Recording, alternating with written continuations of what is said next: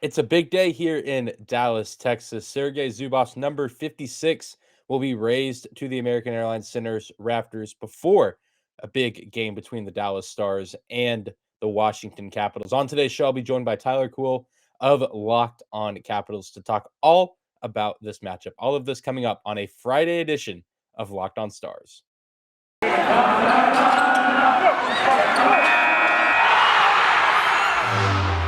Your Locked On Stars, your daily podcast on the Dallas Stars.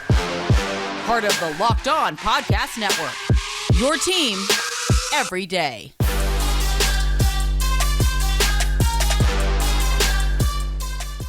Howdy, Stars fans. Welcome back to the Locked On Stars podcast, the only daily podcast covering the Dallas Stars, part of the Locked On Podcast Network.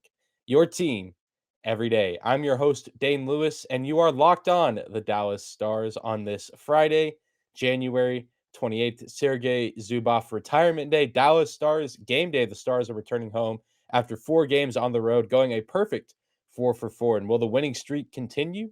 Time will tell tonight. In just a moment, I'll be joined by host of Locked on Capitals, Tyler Kuehl, to talk all about tonight's big matchup. But before we do that, do want to take a moment to say thank you for stopping by today's episode of Locked on Stars. Whether this is your first time here or you are a recurring listener, thank you for making Locked on Stars your first listen of the day. Be sure to subscribe to and follow the Locked on Stars podcast wherever you get your podcast at. Remember, no matter where you listen or how you listen, the show is always 100% free. You can also find me on Twitter at Dane_Lewis. That's at DANE 2_Lewis. You can also find the show on Twitter at Locked on Stars. Be sure to give us a follow there as well. But without any further hesitation, let's get right into today's Locked on podcast crossover episode between myself and Tyler Kuehl of Locked on Capitals. It's a lengthy one, but it's a good one. So strap in, Stars fans. Welcome in, everyone, Stars fans, Capitals fans alike. This is Dane Lewis with Locked on Stars, joined by Tyler Kuehl of Locked on Washington Capitals. Tyler, how are you today? Well, filled up on some beef tenderloin and potatoes, a couple glasses of wine, Charles Woodson's wine for any of you, I guess, Green Bay Packers fans or Michigan Wolverine fans. So yeah, I'm feeling pretty good right now, Dane. How about you? I'm doing well. Excited to be at the end of what's been a pretty busy week. Not a bad week, but just a busy one. And the Stars haven't played since Tuesday, and they're doing okay as of right now. And I'm excited to have them play a team like Washington at home. They haven't been home in a while, so things are going pretty well. But I know this is the first meeting between our two teams for the first time in a while. I didn't look when the exact last matchup was, but with the realigned divisions last season, I know the Stars and the Caps haven't played one another in quite some time, and I know we also have a guy that's held in pretty high regard in Washington now on our roster, which I'm sure we'll talk about in a later segment. But excited to watch these two teams play, and kind of wanted to get some information from you, since you are the expert on all things Washington, about how this season has gone for you guys. And it seems like the Capitals have been in a little bit of a slump as of late. I know to start 2022, I think the record is 3-6-2 from what I was able to find. 23, 12, and 9, fourth in the Metro Division. What has kind of been the story of the Capitals up to this point in the season? If you could kind of give a Spark Notes version, or even just kind of a more the past few weeks, what's been going on with Washington? It's crazy, Dane, because I went into this year, and a lot of the Caps fans came into this year saying third place would be perfect because, hey, this team is old, they're older, the goaltending's unproven. And for some reason, the start of this year just kind of blurred all the expectations, right? Like they come out, they're flying, Ovechkin scoring 4 goals a game, it seems like. And even without Nicholas Backstrom, Evgeny Kuznetsov was certainly an eye popper, showing that he's kind of had a revitalization after a rather down 2021 season. And we kind of were saying to ourselves, we're just like, all right, is this going to last? And unfortunately, the last month and a half has shown that, well, it was not going to last. And that's the hard part too, because they've lost, I think it's 5 of their last 7 games, and not all of them have been in regulation. But the fact of the matter is that we've seen the Caps regress to the mean. And it's a mixture of, bad bounces, good goaltending, and crazy enough, Ovechkin isn't scoring every game, so I guess that's a problem for the team right now. But it's a tough spot. But every good team, Dane, and I've said this before on the show, is they find ways to get out of these stretches, because every good team hits a bad stretch. I mean, my goodness, look at the Vegas Golden Knights. They won one of their first 5 games of the season, and now they're leading the Pacific Division. It happens to everybody. But right now for the Capitals, it's just trying to find their way through. And I mentioned getting goalie the last 2 games.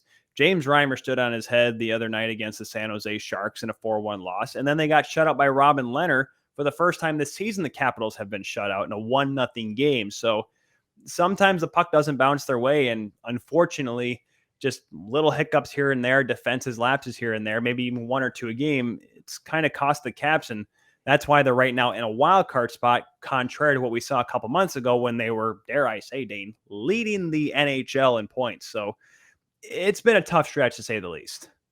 Yeah, and I think, based on the research I was able to do and just hearing that, it sounds like maybe the Dallas Stars and Washington Capitals are having similar seasons, just in different conferences and divisions. Because a lot of what you said, bad stretches, things like that, I think can be said a lot of the Stars team. But you mentioned Alexander Ovechkin, obviously the standout player for this organization, and has been pretty much since he's been drafted.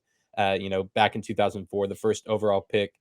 What has he been able to do to continue to be able to play at the level he's played at? Because he leads the team pretty much in every statistical category. He's 4th right now on the all-time goals list. Seems like he can, squeak into that 3rd spot maybe by season's end. What is he doing so well that he's able to continue to play at this high level despite his age? Yeah, what's crazy was that I was on another show a while back, and they were asking about the Capitals, like, what's crazy about Ovechkin this year? Like, what's making him so great? And he is back. Draisaitl has played a good couple games here for the Oilers, so he's back on top in the points category there. And Chris Kreider, dare I say, 30 goal scorer Chris Kreider has jumped Ovechkin now. Ovechkin tied for 2nd in goals this year. But the fact is that Ovechkin has always been what I call a Cy Young kind of a player, where he scores more goals than assists. And you know what? That can be good or bad. But the fact of the matter is Ovechkin is the greatest goal scorer in the history of the league. And for the longest time, I always gave that to Mike Bossy. For my Islanders fans out there, they probably would agree with me still as well. 50 goals in 9 straight seasons is nothing to tip their cap to. But Ovechkin has slowly grown on me as someone who's been able to do it in this era of hockey, where scoring 20 goals in a year is great, contrary to the 80s, where if you scored 50 goals, you were, every other guy. But Ovechkin this year has done something that we haven't seen in a long time. You have to go back to the 16-17 season, the last year the Capitals won the President's Trophy, to find a season when Ovechkin had more assists than points. Now, as we're doing this before the game on Saturday, Dane, or on Saturday, the day the game is played. I don't know what day it is anymore, Dane. The game, he has 29 goals, 29 assists. And for a while, he was leading and had more assists than goals. And that's just showing that even at this age and this stage of his career, he knows that that's the reason why he signed the long contract, the 5-year deal, because he knows that he can go for that record, 894 goals. Knock on wood, it is within reach of the grade 8. And that just shows the fact that, though, that he knows that this team wants to win now, because as long as number 8's in the lineup, the Capitals are not going to retool or competitive rebuild, as David Poyle likes to call it. They're going to try to go for it. And that's why I mentioned on the other show the other day, Elliot Friedman teased it, and all of a sudden that caught fire. Marc-Andre Fleury is on the Capitals' radar, but we don't need to go into that, because for some reason it just seems like the Colorado Avalanche might be towards something like that. That's a story for a different time. But the matter is that this team wants to win. That's why they're keeping guys like Nicholas Backstrom. They're keeping them happy, and they're not getting rid of a guy like Tom Wilson or something like that. Like they're trying to bring up a good bottom 6 with guys like Daniel Sprong, and they have rookies coming in like Connor McMichael and Alexi Protas. Like, this team has aspirations to win the Stanley Cup, and Ovechkin realizes that as well, because if he wanted to be Mr. Selfish, he doesn't need to pass the puck. Got the great shot, got the good one-timer, still has speed despite being, mid-30s, middle-aged man. I don't know what kind of fountain of youth they have there in Moscow, St. Petersburg, but he's found it. But the matter is that he knows that instead of, like, there was one play against Vegas in the 1-0 loss, albeit, he has the puck in the slot, and anyone else that's ever seen Alex Ovechkin play says he's going to shoot this puck. And he did the darndest thing, Dane. He saw Backstrom backdoor and said, that's a better scoring chance than me, the greatest goal scorer in the history of the sport, has. Pass it off, ends up getting stopped because I think it actually went off Alex Pietrangelo, but it was a great look. And a guy that, like I said, is typically known as a goal scorer, not a playmaker, is willing to use different tools to try to create scoring chances, especially in a game where you haven't scored yet. Like, that just shows that Ovechkin knows, A, he's a good player. He can make plays both by himself and with his teammates, and realizing that, you know what, he doesn't have to score every single goal, because despite this little slump we have here for the Caps, other guys are stepping up. And I think that's something that Ovi, even as, the greatest goal scorer that he is, even he realizes it. Yeah, and I think that's a great asset to have in your leader for the franchise, is a guy that knows he can score really well, but also isn't afraid to pass the puck and share the love with his teammates and kind of get them going too, especially a team that's looking to make the postseason, look to make a deep postseason run. Like you said, this Capitals team does have cup aspirations, and certainly have shown flashes that they can be one of the best in the league. And so, really, really good stuff from Ovechkin this season. It's crazy to just continue to see older guys like him. And even Joe Pavelski on the Stars, who's an older guy as well, in his mid to late 30s, continuing to play at a high level and defy time. And you mentioned, Marc-Andre Fleury a little bit. I want to, just kind of pick your brain a little bit about this goalie situation. It looks like both guys that I could find on the NHL's website that have played goalies for you guys, Vanacek and Samsonov. I don't know why that name's so hard for me to say, but there it is. They both played 22 games this season. Who would you say is kind of the better guy in that situation between the pipes for the Capitals? Well, Peter Laviolette, it was a really weird thing that happened at the beginning of the year, Dane. We came into the preseason, knowing that Nicholas Backstrom probably wasn't going to be there game one. And then, we thought Samsonov was going to be the guy, but he got banged up a little bit in preseason. And then Vanacek had this nice little run to start the year. Then they went out west and took on the California teams, and Ilya Samsonov comes out, puts back-to-back shutouts on the board. Then he takes the number one spot, and then Vanacek gets hurt. Then Samsonov gets sick, and then Zach Fucale gets a start, gets a shutout. He goes back down to the minors. Samsonov takes back over. And over the last couple games, we've seen Vitek Vanacek get a few more starts, including the 1-0 loss against Vegas. Has looked good.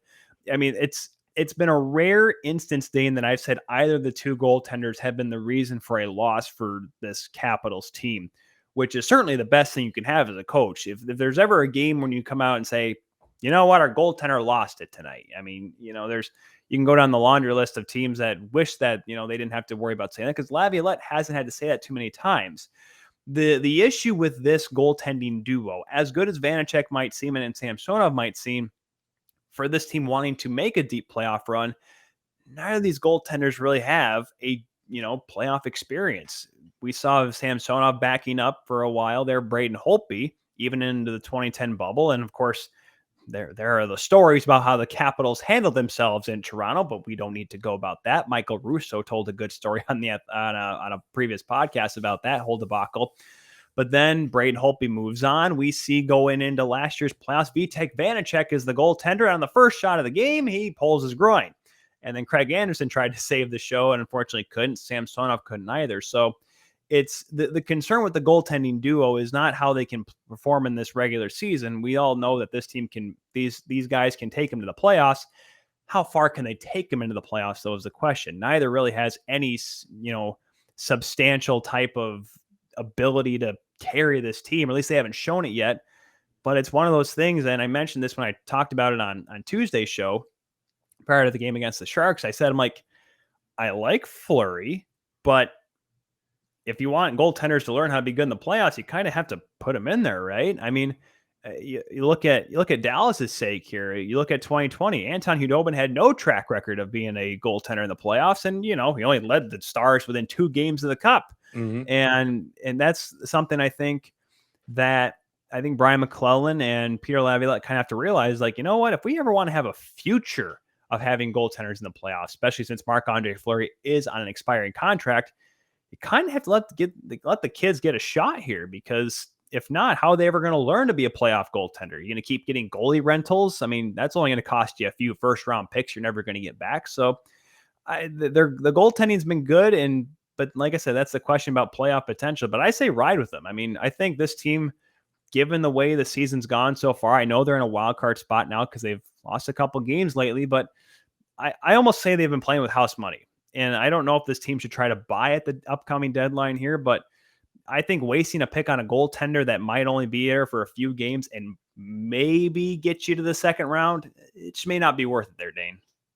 Yeah, certainly seems like a interesting debacle, and it'll be interesting to see how the Washington Capitals approach the trade deadline. And I feel like a lot of trade talks are all just rumor and hearsay now. But in the next coming weeks, I know that we'll probably see some players get moved around to some different teams. Going to be really, really interesting to see. But we're going to continue to talk about the Washington Capitals and the Dallas Stars and preview their big matchup tonight at the American Airlines Center. But before we move on, do need to take a moment and say thank you to one of the sponsors of today's episode, and that is Built Bar.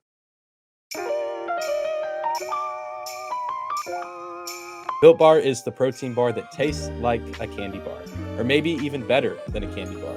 Built Bar makes it easy to stick to your New Year's resolution because it tastes so good, you'll want to eat it.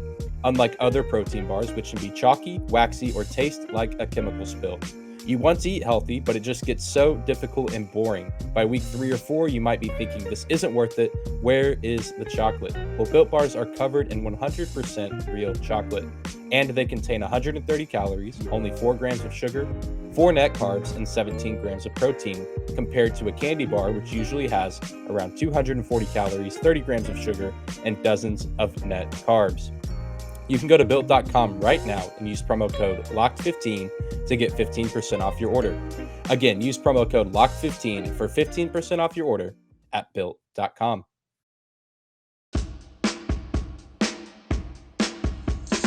Before we go too much further, Dane, I do in my studio here, I always have a game on in the background. I'm doing the show. I like to stay well informed on everything. I got the LA Kings and New York Islanders on right now. The red hot New York Islanders, by the way. Quentin Byfield scored his first NHL goal here not too long ago, but they just showed the highlight. Trevor Zegras pulled off the Michigan tonight in Montreal. So another one. another highlight reel play for DJ Khaled. Yeah. Is not too surprised to see him pull that off, given what else we've seen from Zegras so far this season. I'll definitely have to take a look. I got to ask you before we get into the Stars here. How do you like that idea of having him come out? He's going to be in the skills competition, even though he's not an all-star. I know they like to do that a lot in the Major League Baseball All-Star Weekend. They like to bring out guys for the home run derby. Do you like a guy like Zegras, who may not have gotten an all-star bid? Debate aside on that. Do you think it's good that he comes out though to the All-Star Weekend and participates in the skills comp? Yeah, I mean, it's like you said, there's always debate of, guys like Zegras getting the bid to be an all-star. And I know across several sports, there's always, if rookies don't get it, people are upset, or if they do, then, a veteran gets snubbed. But I think it's good just because Zegras is a big name in this league and he's made those flashy plays like the Michigan, the alley-oop pass, or I mean, I don't know what you call that pass that he pulled off. I don't even remember who that was against. I call it not good for the game. My name's John Tortorella. Yeah, but I mean, you look at that, and of course, I think that just drives fan engagement, whether that's at the arena or TV ratings. So probably good for the NHL as far as ratings and approval from fans. So I mean, I see no issue with it. I mean, he's a guy that's looking to be a staple in this league for years to come. What's the harm in letting him go out to the All-Star game and hang out with other, young players that are there, or even some veterans that he's gonna, either be teammates with down the line or guys that he might go head to head with, in some postseason battles later on. Yeah, I'm excited to see because obviously someone's gonna be like, "Hey, Trevor Zegras, you're gonna have to flip the puck on your stick now and chuck it down the strip and hit, or fling it over the Caesar's fountains there, or something like that, something dumb." But hey, you know what? If it's good for TV, right? And hey, win in Vegas, right? That's the thing, right, Dane? That's what they say. That's what the cool kids say. Exactly. And I mean, I don't know about you, but I have no idea what the cool kids say these days. I feel like I'm out of touch, even though I'm about to be 27 years old. Let's jump on the Dallas Stars page here. This is a team that I talked with Bruce Levine on a previous show before the season, and him and I were like really excited for this team because we thought, man, Anton Hudobin and, Jake Ottinger's playing well, but Ben Bishop will come back eventually. And there's Tyler Seguin, who's going to have a bounce back year. And there's James Ben Yacht and and Jason Robertson. The list went on and on. I'm like, this team has a chance to finish in the top 3 of the Central. Then the season started, Dane. But the thing was that something that's happened recently, 4-game win streak for the Stars coming into this weekend, in this game Friday night. What has your take been on this season? It started off kind of inauspiciously, but now they're back in the playoff race. What's going on with the Dallas Stars?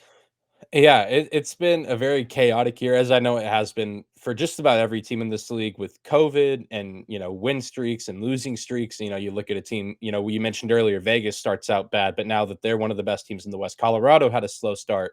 now they're one of the best team in the Central Division by a mile.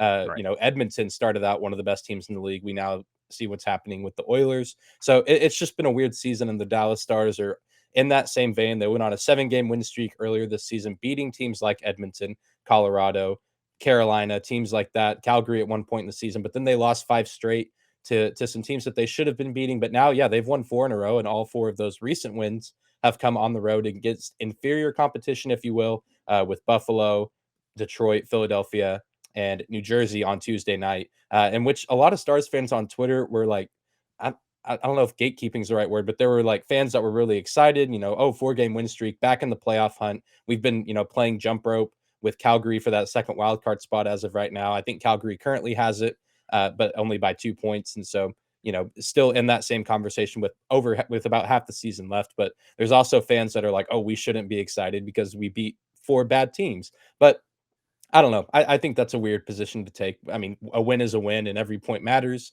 especially given some of the games that the Stars have lost this season. They've lost to Montreal once, they've lost to Ottawa twice. They split a series with Columbus, a team that they probably should have beat twice. So it's been a really weird season, and I've liked what I've seen from them. In the really good parts, and they've shown that they can be one of the best teams in the league, and that they can hang with some of the best talent across the NHL. But then at their worst, they look like that they should maybe be moved down to the AHL level and be playing with some minor league teams. So it's always a mixed bag with the Stars. Right now we're seeing a lot of the good, but I mean, who knows what we're going to get now that they've had what three days off, coming off this road trip where they played 2 sets of back-to-backs, have this long rest period.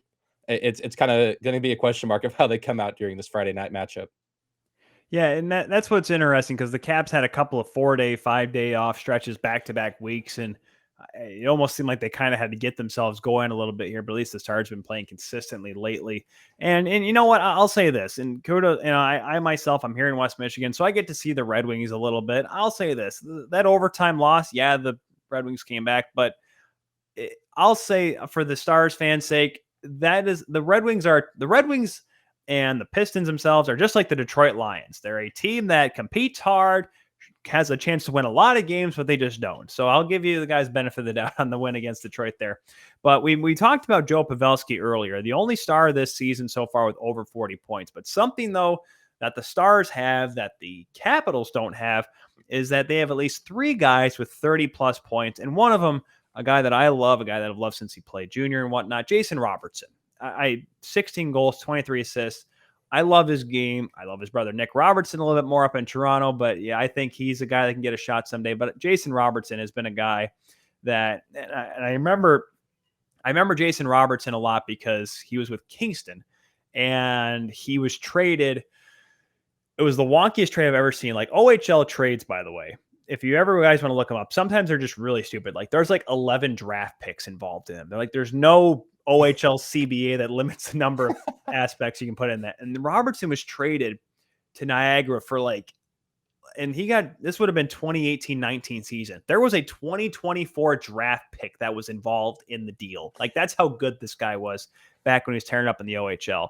So when he finally got his shot in the NHL, I think this, his real breakout year here. How have you liked Robertson in the Stars lineup? Oh, I've absolutely loved him, and I know the Stars fans, are in that same vein. He's a guy that kind of, was a shock almost last season. Of just kind of like, oh, this kid's here. Not only is he good, he's in the Calder Trophy conversation, and I think Kirill Kaprizov also a really great player. I think deserving of that award, but really cool to see Robertson, up there in that same category. A guy, on a team that was pretty much running back the exact same roster from a Stanley Cup run just a few months prior. But a nice breath of fresh air because that team back in 2020, 2021 was just dealing with so many injuries. Tyler Seguin missed most of the season. Ben Bishop didn't play any time. Jake Ottinger had to get pulled up from the AHL to play some substantial minutes, which he did pretty well.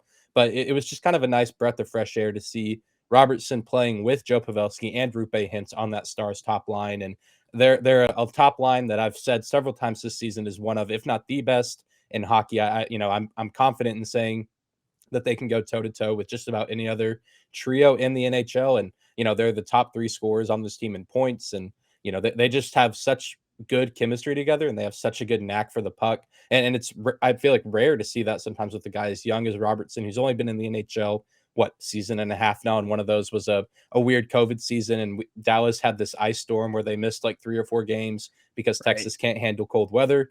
And so, just given the circumstances in the hand he's been dealt, he's done so well, and I think he's benefiting from getting to play along Joe Pavelski and also Rupe Hintz, who's a young guy in his own right who has a bright future. But Pavelski, in the same vein as Ovechkin, just a really sappy vet who is continuing to play at a high level, but also just has tons and tons of NHL knowledge and advice to pass down to the next generation. And I think that we're seeing that manifested in how Robertson has played so far in his career. And I mean, I imagine whenever it's time for him to sign a contract, which is I believe next offseason, if I'm not mistaken. I get he and Rupe Hintz mixed up. I imagine he's going to get quite the paycheck from the Stars front office, and rightfully so. I think he's a guy that could be in Hart Trophy conversations, maybe Art Ross conversations later down the line. Maybe definitely not this season, maybe not even next, but a guy who just has all the potential in the world. Yeah, and I like I said, I like him. I love Rupe Hintz. He was one of the guys that, of course, that really burst onto the scene in the bubble in 2020 in that playoff run of the Stanley Cup Finals. Shame that Yoel Kiviranta is not working out too well, but you know what? Hey, plenty of time. I mean, he's still a kid. Oh wait, Mhm. he's not a kid. He's 33 or he's 25 years old. He's got plenty of time. There's plenty of time for him to develop that. We would be remiss though, as from the Cap side of things, Dane, without talking about Braden Holtby. Now, yes, it has been a couple of years since Holtby has donned the red, white, and blue. However, though, I don't know, the year in Vancouver didn't quite work out too well. I think we all can kind of concur with that statement. And he comes down to Dallas and expected to kind of shore up the goaltending, mainly because it was the big question mark, as we mentioned, Ben Bishop. And unfortunately, Ben Bishop's career is since finished because, well, it's tough for a guy to come back like an injury that he had. I mean, there was multiple problems with him, and dating back to his years in Tampa, let alone in his time with the Dallas Stars.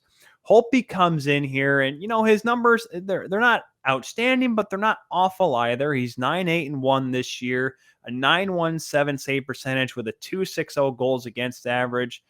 Those aren't awful numbers. And I myself, former goaltender, I look at the save percentage more than I do the goals against there. So it doesn't look like it's a bad year in the games I've seen so far. He's seemingly, the Braden Hope, not the Vezina caliber Braden Holtby, sure. But then again, I'm pretty sure you or I could be a Vezina candidate under Barry Trotz's system. Let's be honest here. How have you liked Braden Holtby in, his first half of the season with the Stars? Has it been good? Has it been bad? Could it be better? Could it be worse? What do you think? Yeah, well, Tyler, I think it's been a good season. I think as of right now, he started out the season really strong when the rest of the Stars roster wasn't playing very well, but he was kind of the anchor of the team, keeping the Stars in games or helping them win games that maybe they otherwise should have lost. And he was really splitting time with Anton Hudobin at the start of the year until Anton Hudobin started regressing a little bit. Jake Ottinger gets the call up, like you mentioned. Ben Bishop retires, and so I think that he's really stepped up and kind of answered the call to be the number one guy.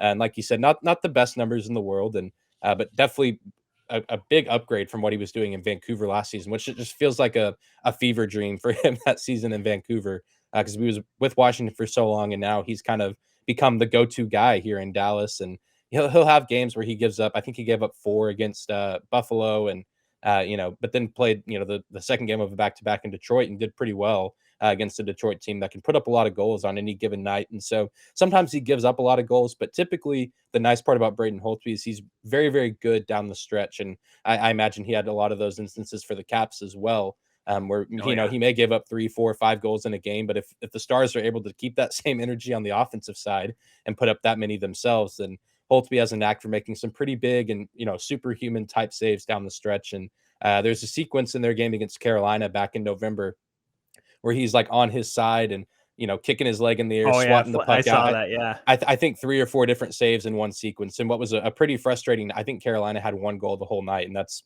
the one of the best teams in the league, and so yeah, at his best, he's able to shut down teams like that. He has some off nights, but I imagine that's who we'll see in the net for the Stars on Friday, and hopefully he'll get to play whenever these teams meet up in Washington because I'm sure the fans would would like to see him play and because it's been a while since he's been back to that arena, having played in Vancouver last season. Yeah, since the pandemic. I mean, my goodness, because they didn't get to play obviously last year because of the Canucks and what have Mm. you. And then, of course, now with Dallas, it's the first time these two teams have met. Well, I don't mean to be the guy that corrects you, Dane, but right now, as of the time we're recording this, I think the Flames do play tonight, but they're tied right now with the Flames with 46 points for that second wild card spot. However, the Flames do have 2 games in hand, though, so that's why Okay. the Flames currently hold that second wild card spot. So it's pretty close, and it's tough right now because so many teams are they're going to get caught up, obviously, next month with some teams playing 12 games, some teams playing 4 games, some teams playing 8 games over the Olympic break, whatever that used to be at. They said that was a thing once, Dane, and then pandemic and COVID kept going around. They're like, there's no Olympic break here. What is that thing? But as we go along here, Dane, right now they're in a playoffs. They're battling for a playoff spot. This Dallas team is. It's one of those things where they're on the fringe, and this is a team that like I said, we all thought that this team would be towards the top 3 of the Central Division, but right now it's been kind of a tough spot for them. Is this a team that should buy at the deadline to try to go for the playoffs, or do you think they should just try to say, let's figure out what's in the room and try to use that to go play in late in May and then possibly into June? I think what they'll end up doing, Tyler, is probably the latter option there. Unless something crazy happens, like someone gets injured, or maybe John Klingberg ends up being a big trade piece and says, "Hey, I refuse to play here in Dallas," because his name has been, it's been speculated that he's going to be leaving Dallas either midseason or in the offseason, which he is. If he is going to leave, I mean, Dallas needs to trade him and get something in return. You can't let a guy like John Klingberg just walk away and get nothing in return. But I think just the way that the Stars are run and operated with Jim Nill as GM and Rick Bowness as head coach stuck in his ways, and a lot of fans have their opinions on Bowness this season and whether or not he'll be back after the 22 season comes to an end. I think that the Stars are going to stay content with what they have, because outside of Klingberg, it's hard to imagine who they might look to deal. I know there's a lot of talks from like national media that Joe Pavelski could be a piece, but I think the Stars team does have playoff aspirations, and right now they're sitting in a position where they could make the postseason pretty, handedly. Like it's not out of the question, and so I just can't imagine them trading Joe Pavelski in this situation because without him, I mean, this team is not the same team and likely is not making the postseason, especially in a division where you have Colorado, St. Louis, and Nashville, who I think at the start of the season, I had Nashville missing the postseason, and Yeah, they're so did I. having, this Central Division is so, and I think I had Chicago making it, and so that shows how much I know. Yeah, Um, you and me both. yeah, Both not right on that one, Dane. this is a difficult division to predict outside of, I had Colorado winning it, and now that seems like it's going to be the case. Minnesota, a weird team to function with. And so I think the Stars are going to keep what they have because, like I said earlier, at their best, we've seen they can hang with just about anyone. It just comes down to consistent play from the players and a willingness to adjust on the coaching side of things when things go wrong, which Bonus doesn't always do. Like I said, kind of a guy that's stuck in his ways. And I know criticism I've made and fans here have made that he doesn't always take accountability for when things go bad. Like after that Montreal game, it was a lot of, oh, the players did this poorly and this poorly, but not a whole lot of, oh, I as a coach or me and my staff could have done this better. So I just think I can't imagine they'll make too many big splashes at the trade deadline. I if they end up getting, someone unexpected or making a move that makes the team better, I guess I won't complain, but I don't anticipate them, being big shoppers near the end of the trade deadline. As long as Jim doesn't do what his old boss Ken Holland used to do, or just buy David Legwan at the deadline or something like that, just to make the playoffs. As long as he doesn't do that, I think the Stars might be in good shape, at least for this year and possibly the future as well. Because boy, Kenny Holland, there's a track record for you. And now, oh, by the way, forgot to mention for those that are listen to this and only listen to either Locked On Stars or Locked On Capitals here, Evander Kane's an Edmonton Oiler. Yeah, I saw that right before recording. Yeah, that's a thing. Minimum wage or not, good for the Oilers for missing the playoffs again. Because oh God Almighty, Dane, I don't know about you, but the Oilers they're looking like the 2010 Oilers again, just by the way that they're kind of turning back into a dumpster fire. Yeah, and it's so sad too, just with two of the best players in the league, and one of you have Ovechkin, the best scorer of all time, McDavid probably 2 or 3 on that list. Oh, and the I think worst there's an part, argument there. yeah, the worst part is we're gonna have the whole debate again. Like, oh my gosh, why is Connor McDavid or Leon Draisaitl not the MVP? Well, because the team finished 12 points out of a playoff spot. I'm sorry. I like Evander. Listen, Evander Kane's a good hockey player. He's not a good person, as we've learned, though. That's the problem. I've gone over that, but we don't want to go too far, else this is gonna be a 2.5 hour podcast, Dave, and the Oh folks yeah. probably don't want to deal with that. But we're going to get to the predictions for this game tonight between the Stars and the Capitals here in just a moment, guys. But I got to remind you that BetOnline would like to wish you a happy new betting year as we continue our march to the playoffs and beyond. BetOnline remains the number one spot for all the sports wagering action for 2022. In a new year and a new updated desktop and mobile website to sign up today, and you receive a 50% welcome bonus on the first deposit. Just use the promo code Locked On to get started. From football, basketball, hockey, boxing, and UFC right to your favorite Vegas casino games, do not wait. Take advantage of all the amazing offers available for 2022. BetOnline is the fastest and easiest way to wager on all of your favorite sports. BetOnline, where the game starts. So, Dane, game tonight. Interesting one. Hot team, cold team. Former goaltender going up against his former team. No idea who's going in net for the Capitals at the time we're recording this, so I can't tell you who might get in net. But what do you think is going to happen between the Stars and the Caps tonight? Well, Tyler, I do anticipate a pretty big game, and I will say this: it seems like Holtby would get the start. I think that would make sense, but I tell guests on here all the time, and it almost never goes the way I predict. I'm awful this year in predicting who's going to be in net for the Stars because normally you don't see it till morning skate, and I'll say, oh, during the road trip that the Stars were just on, they played. You're telling me Matthew DeFranks isn't on your hotline? He's in your speed dial. Matthew DeFranks I is down there. he should be. I wish I could just have all those guys. Even Bruce Levine would be a good guy to have on speed dial as well. Bruce probably. Well, Bruce doesn't know either. He said that's the one thing about the pandemic he hates the most. He can't talk to Rick or anything. Like, can't go in the locker room and talk to the guys. Like, Rick's guess would be as good as your eyes. Let's be honest. Yeah. It's so for all I know, Jake Ottinger is going to get the start. I say all the time, Holtby started the game in Buffalo, and I was like, oh, he's gonna.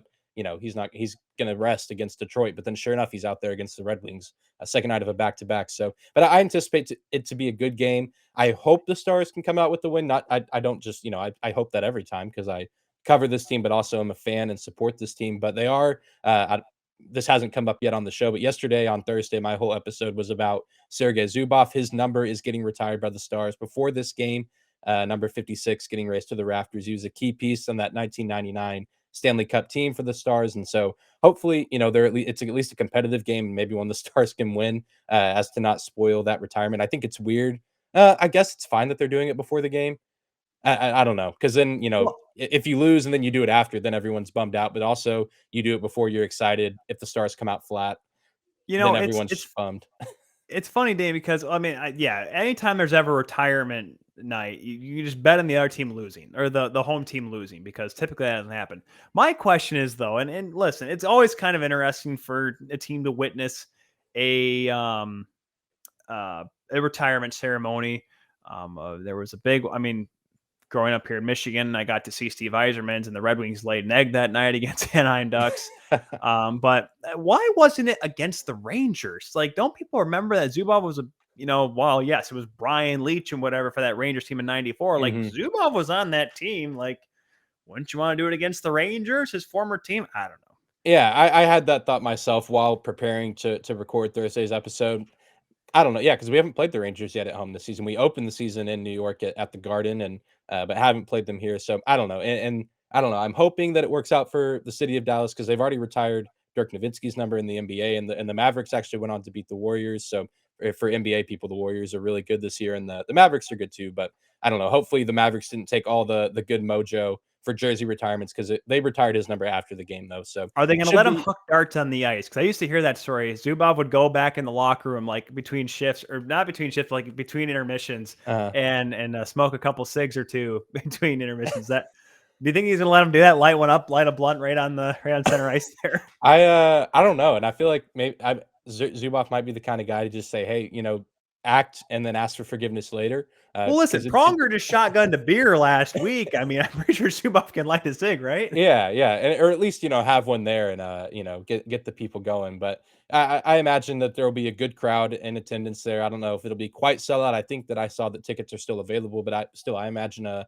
lot of people, especially people that have been watching this team since the '90s, whenever the Stars won the Cup in '99, but also went back to the Cup in 2000.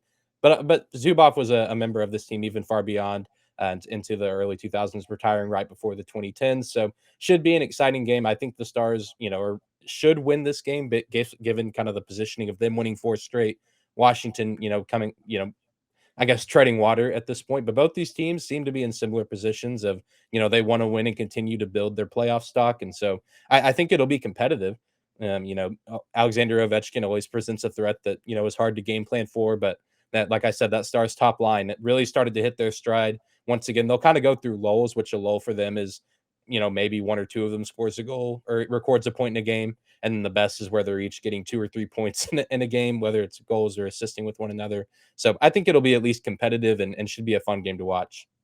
Yeah, I think so too. I always say that this is a 3-2 NHL. This is a 3-2 league. And especially these two teams right now, I think the Caps realize like they just need to put, I mean, I would say put more pucks on net, but boy, they put on a lot of good chances against Robin Leonard and James Reimer in back-to-back games, and they were not able to buy a goal. And you almost feel like it's one of those things where if you crack and break through the dam, and the water will flow, and who knows when that'll be. But I mean, Ovechkin, they're like, it's not like they're not getting chances. So I think if Ovi and them keep it all up, and I think it'll be a good game for sure. Whether it be Holtby or not Holtby, geez, 2019 called starting goaltender for the Caps, Braden Holtby. No, whether it be Vanacek or Samsonov, I think both goaltenders are going to put together a good performance because both of them have played well lately. And I look at you see a 4-1 loss against the Sharks. One of those was an empty net goal, and the other one was an awful giveaway. And, you mentioned that top line, and this is a defense that's a little bit weakened right now. Nick Jensen out week to week still. And Johnny Carlson has no sign of coming back anytime soon here. He's been on the shelf with illness. So hopefully he comes back here soon, or with injury, excuse me. And you really hope that they can figure it out because Michael Kempney and Trevor Van Riemsdyk have had tough games lately on the back end. And while Martin Ferravari has looked okay and Dmitry Orlov is playing at an all-star level right now, it's tough to stop those guys consistently if you don't get the right matchup, and especially on the road as well. Peter Laviolette's not the biggest matchup guy, as we saw like with a guy like Bruce Cassidy up in Boston or Mike Babcock in his last little tenure there in Toronto. It's hard to get those matchups, though, on the road because obviously the home team has the last change. So it'll be interesting to see how the defense for the Caps tries to stop the Stars offense because certainly they've been clicking right now. And, while the goaltending's made some big saves, unfortunately, the team keeps giving up big chances. And like I said, the defensive lapses have hurt them. So that'll be the key tipping point in this one. So I'll be interested to see. I would not be shocked if the Stars pulled this one out, even with all the pageantry and whatnot of a jersey retirement. There's a chance that the Stars can maybe give the hometown crowd two things to cheer about tomorrow or on Friday night. Yeah, I certainly hope so. And the Stars have been pretty good at home so far this season, although the last time they played there, the Canadiens were in town and the Canadiens won 5-3. So stranger things have certainly happened. And so excited to see how that top line does offensively. They have a knack for scoring really, really quick. Their last game against New Jersey, Pavelski scored 14 seconds into the first. And then in the second period, Rupe Hintz scored 20, or he wears number 24, not 24 seconds, but 15 seconds into the second. So Washington will need to be locked and loaded from the get-go. And hopefully if Holtby does play, maybe, he'll be able to reminisce on his days and practicing against a guy like Ovechkin, and maybe he can use that to his advantage because I know Ovechkin's probably going to, look to terrorize the defense a little bit, even though we do have some good guys like Heiskanen and even Ryan Suter. I feel like it's fun to bring up his name with other hosts because then half of them are like, oh yeah, Ryan Suter's in Dallas, and the other half have forgotten that move happened. So yeah, should be a really interesting game. No, everyone remembers Ryan Suter because it's just another thing that Minnesota or something has left Minnesota and has gone down to Dallas there, Dane. That's all it is. It's Yeah. happened again. I mean, unfortunately, I have a buddy of mine I work with up here at a radio station in Grand Rapids, and every time I mention the Wild, we always mention the Stars. And he said there's two people, if he ever sees them in the street, or if there's two graves he can ever leave something behind on, it would be the Gunn family for taking half of the North Stars away, but he always said he's not a fan of Bob Gainey because he worked for the Dallas Stars, but I can't remember who are the original owners of the Dallas Stars. I can't. My gosh, you're asking the wrong guy there. I was not alive whenever this team moved. Well, I know it was. Unfortunately, Dane, something. Unfortunately, it's something I've realized myself. I'm a 75-year-old trapped in a 26-year-old's body. Like I can tell you how exactly the 1977 series went between the Montreal Canadiens and the Boston Bruins.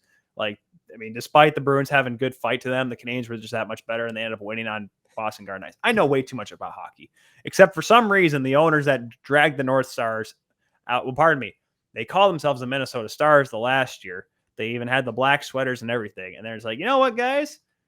Bloomington sucks. Let's go to Dallas. And the rest is history, as they say. So should be a good one tonight down there in the Big D. 9 o'clock Eastern time, 8 o'clock Central time. 8 o'clock start. Then again, that's probably because of the fact of the jersey ceremony. So, you know what? A late start in local time there in the American Airlines Center should be a fun one, Dane. Yeah, like I say, I'm going to say Dallas wins because I've done a good thing with these locked on crossovers where I say that the other team's going to win, and typically my team has come out on top. So I'm going to go with that one here. 3-2 Dallas. There you go. Yeah, I was thinking the same score. I'll say 3-2. Wouldn't surprise me to see that be a 3-2 overtime win for the Stars. But I think that they'll keep things going, and they really need to because after this, it doesn't get much easier. The Boston Bruins will be rolling into town on Sunday to, do battle with the Stars. And Dallas has already dropped game 1 of that season series to them, and so they'll need all the momentum they can get before the Boston, and then Calgary will be in town a few days later. So a lot of good teams coming through Dallas in the next week or so. That is 100% true. Well, folks, that is it for this Locked On crossover edition between the Locked On Stars with Dane Lewis and myself, Tyler Kuehl, here on Locked On Caps. Be sure to check Dane, guys, out. You see it right there if you're watching on the Locked On Stars or Locked On Capitals YouTube channel at Dane_Lewis. Follow me, the Insider of the Insiders, Tyler Kuehl at TJKU29. Dane, thanks for reaching out, man. This was fun. This was nice. I know we went over the suggested time limit for these shows, but unfortunately we just have way too much to talk about, so it's hard to keep it within a half hour. Yeah. These teams haven't played in a while, and I'm curious how the Caps are doing, and you and your listeners probably curious how the Stars are doing. There's nothing exciting about this team. There's one guy and a band of merry men. Well, that's good enough for me. Always enjoy getting to cross over with other hosts here at the network and talk hockey a little bit with you guys. So always a pleasure, and hopefully we'll get to cross over maybe again soon whenever these teams meet up in Washington. Absolutely. So that is it, folks, for this crossover edition between Locked On Stars and Locked On Caps. We'll see you next time. Enjoy the game tonight, everybody. We'll see you.